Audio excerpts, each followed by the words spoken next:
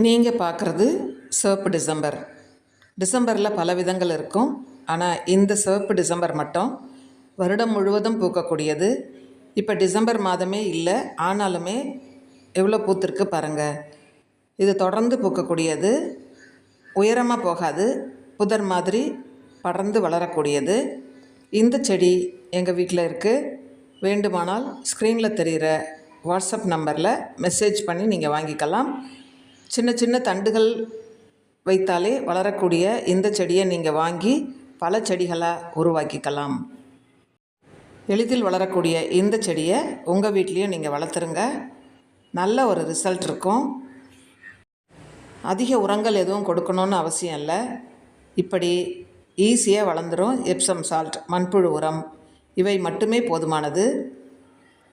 உங்கள் வீட்லேயும் இந்த செடியை நீங்கள் வளர்த்துருங்க. தேங்க்யூ.